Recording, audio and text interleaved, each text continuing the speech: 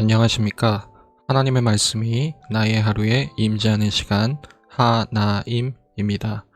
오늘 하루도 하나님의 말씀을 통해서 우리의 목마름을 체험받는 귀한 시간 되길 기대합니다. 네, 오늘은 누가복음 16장입니다. 우리 다 같이 성경을 펴서 천천히 함께 따라 읽도록 하겠습니다. 또한 제자들에게 이르시되 어떤 부자에게 청지기가 있는데 그가 주인의 소유를 낭비한다는 말이 그 주인에게 들린지라. 주인이 그를 불러 이르되 내가 내게 대하여 들은 이 말이 어찌 됨이냐. 내가 보던 일을 세마라. 청지기 직무를 계속하지 못하리라 하니 청지기가 속으로 이르되 주인이 내 직분을 빼앗으니 내가 무엇을 할까. 땅을 파자니 힘이 없고 빌어먹자니 부끄럽구나. 내가 할 일을 알았도다. 이렇게 하면 직분을 빼앗긴 후에 사람들이 나를 자기 집으로 영접하리라 하고 주인에게 빚진 자를 일일이 불러다가 먼저 온 자에게 이르되 내가 내 주인에게 얼마나 빚졌느냐. 말하되 기름 100마리니이다. 이르되 여기 내 증서를 가지고 빨리 앉아 50이라 쓰라 하고 또 다른 이에게 이르되 너는 얼마나 빚졌느냐. 이르되 밀 100석이니이다. 이르되 여기 내 증서를 가지고 80이라 쓰라 하였는지라. 주인이 이 옳지 않은 청지기가 이를 지혜 있게 하였으므로 칭찬하였으니 이 세대의 아들들이 자기 시대에 있어서는 빛의 아들들보다 더 지혜로움이니라. 내가 너희에게 말하노니 불의의 재물로 친구를 사귀라. 그리하면 그 재물이 없어질 때에 그들이 너희를 영주할 처소로 영접하리라. 지극히 작은 것에 충성된 자는 큰 것에도 충성되고 지극히 작은 것에 불의한 자는 큰 것에도 불의하니라. 너희가 만일 불의한 재물에도 충성하지 아니하면 누가 참된 것으로 너희에게 맡기겠느냐. 너희가 만일 남의 것에 충성하지 아니하면 누가 너희의 것을 너희에게 주겠느냐. 집 하인이 두 주인을 섬길 수 없나니 혹 이를 미워하고 저를 사랑하거나 혹 이를 중히 여기고 저를 경히 여길 것임이니라. 너희는 하나님과 재물을 겸하여 섬길 수 없느니라. 바리새인들은 돈을 좋아하는 자들이라. 이 모든 것을 듣고 비웃거늘 예수께서 이르시되 너희는 사람 앞에서 스스로 옳다 하는 자들이나 너희 마음을 하나님께서 아시나니 사람 중에 높임을 받는 그것은 하나님 앞에 미움을 받는 것이니라. 율법과 선지자는 요한의 때까지요. 그 후부터는 하나님 나라의 복음이 전파되어 사람마다 그리로 침입하느니라. 그러나 율법의 한 획이 떨어짐보다 천지가 없어짐이 쉬우리라. 무릇 자기 아내를 버리고 다른 데 장가드는 자도 간음하며 무릇 버림당한 여자에게 장가드는 자도 간음함이니라. 한 부자가 있어 자색 옷과 고운 베옷을 입고 날마다 호화롭게 즐기더라. 그런데 나사로라 이름한 한 거지가 헌데투성이로 그의 대문 앞에 버려진 채 그 부자의 상에서 떨어지는 것으로 배불리리 하매 심지어 개들이 와서 그 헌데를 핥더라.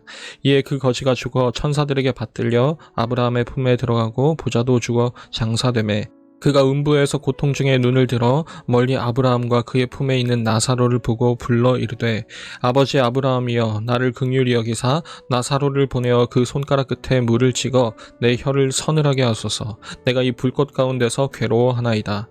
아브라함이 이르되 이에 너는 살았을 때에 좋은 것을 받았고 나사로는 고난을 받았으니 이것을 기억하라. 이제 그는 여기서 위로를 받고 너는 괴로움을 받느니라. 그뿐 아니라 너희와 우리 사이에 큰 구렁텅이가 놓여 있어 여기서 너희에게 건너가고자 하되 갈 수 없고 거기서 우리에게 건너올 수도 없게 하였느니라. 이르되 그러면 아버지여 구하노니 나사로를 내 아버지의 집에 보내소서. 내 형제 5이 있으니 그들에게 증언하게 하여 그들로 이 고통받는 곳에 오지 않게 하소서. 아브라함이 이르되 그들에게 모세와 선지자들이 있으니 그들에게 들을지니라. 이르되 그렇지 아니하니이다. 아버지 아브라함이여 만일 죽은 자에게서 그들에게 가는 자가 있으면 회개하리이다. 이르되 모세와 선지자들에게 듣지 아니하면 비록 죽은 자 가운데서 살아나는 자가 있을지라도 권함을 받지 아니하리라 하였다 하시니라. 여러분, 어제 우리는 15장의 3가지 비유를 통해서 예수님이 거기 있는 바리새인들과 서기관들에게도 그 잔치로, 아버지가 베푸시는 그 잔치로 다시 한번 초청하시면서 다시 아버지 품으로 돌아올 수 있는 여지를 주셨었죠. 그럼 과연 이 바리새인들은 어떻게 반응할까요? 오늘 16장을 통해서 우리 함께 살펴볼 수 있었으면 좋겠습니다. 오늘 예수님께서는 고개를 2번 돌리십니다. 지난 15장에서는 바리새인들과 서기관들을 향해 비유를 드시다가 오늘 1절에서는 고개를 돌리셔서 제자들을 바라보시고 제자들에게 가르침을 주십니다. 그리고 14절에서 다시 고개를 돌리셔서 이번에는 바리새인들을 향해 부자와 나사로 비유를 들려주십니다. 여러분, 이 큰 구조 속에서 어떤 가르침을 예수님께서 주시는지, 이 예수님의 의도는 무엇인지 잘 캐치해낼 수 있었으면 좋겠습니다. 먼저는 불의한 청지기 비유입니다. 단번에 이해하기에는 좀 와닿지 않는 비유이지만 핵심만 간단히 짚어봤으면 좋겠습니다. 한 부자가 있었고 그 땅에 대해서 토지 관리 일을 맡은 그 청지기가 한 명이 있었습니다. 그리고 이 청지기가 제대로 일을 하지 못해서 직업을 잃게 되죠. 그때 이 청지기가 했던 행동은 부자 주인에게 빚을 진 사람들을 일일이 데려다가 그 빚을 독단적으로 깎아줍니다. 여러분, 왜 그랬을까요? 이제 직업을 잃고 나더라도 정말 사회적으로 아무 내세울 것이 없는 상황에 처할지라도 그 빚을 깎아준 사람들에게 이제 자신이 도움을 얻을 수 있게 되기 때문입니다. 그런데 놀랍게도 이렇게 잘못된 행동을 했음에도 불구하고 이 종은 나중에 주인에게 칭찬을 듣습니다. 그것은 청지기의 불의함 때문이 아니라, 옳지 않은 행동 때문이 아니라 그의 지혜로움 때문이었습니다. 그리고 예수님께서 제자들에게 이렇게 말씀하시죠. 8절입니다. 주인이 이 옳지 않은 청지기가 이를 지혜 있게 하였으므로 칭찬하였으니 이 세대의 아들들이 자기 시대에 있어서는 빛의 아들들보다 더 지혜로움이니라. 여러분, 이게 무슨 말일까요? 이 옳지 않은 행동을 한 청지기조차도 이 세상에서 살아가는 방식을 잘 이해하고 지혜롭게 행동해서 자신의 거주할 집을 마련하는데, 하물며 하나님 나라의 백성이 된 너희들은 왜 하나님 나라의 방식을 이해하지 못하고 있는가라는 그런 되물음일 것입니다. 즉, 9절에 나와 있듯이 예수님은 제자들에게 이렇게 말씀하고 계시는 거죠. 이 재물과 소유를 가지고 저 빚진 자, 저 가난한 자들에게 베풀어서 그들을 친구로 삼고 저 영원한 집으로 환영받기에 합당한 삶을 살라는 뜻일 겁니다. 그런데 갑자기 그 말을 듣던 바리새인들이 비웃기 시작합니다. 오늘 14절에는 이렇게 기록되어 있습니다. 바리새인들은 돈을 좋아하는 자들이라 이 모든 것을 듣고 비웃거늘. 여기서 굉장히 의미심장한 표현이 등장합니다. 바리새인들이 돈을 좋아하는 자들이라는 부분 말입니다. 그리고 참 공교롭게도 이 14절 전후로 등장하는 두 가지 비유에는 모두 부자가 나옵니다. 여러분, 누가복음에서 부자는 어떤 인물입니까? 부자들은 자신의 소유를 자랑함으로써 그 삶의 안전함의 토대를 삼고 그 소유 때문에 가난한 자들을 외면합니다. 그리고 그 부자들은 그 소유 때문에 하나님을 거부하고 예수님을 반대하죠. 이어서 등장하는 부자와 나사로 비유에서의 부자는 그 소유를 가지고 사치스럽게 매일매일 호화를 누립니다. 그 마을 누구나가 한 사람도 빠짐없이 이 부자 외에는 나사로를 도와줄 사람이 없는 것을 다 알고 그 부잣집 대문 앞에 나사로를 데려다 놓는데도 불구하고 부자는 철저히 외면하기만 합니다. 여러분, 거지 나사로의 이름의 뜻을 아십니까? 하나님의 도우시는 사람이라는 뜻입니다. 하나님의 눈길이, 하나님의 뜻이 그를 향해 있고 하나님이 그를 위해 지금 일하신다는 거죠. 그런데 부자는 그를 거들떠보고 있지도 않다는 말이 무슨 말이겠습니까? 이 부자는 하나님의 뜻과 반대편에 서 있다는 뜻 아니겠습니까? 우리 다시 14절을 볼까요?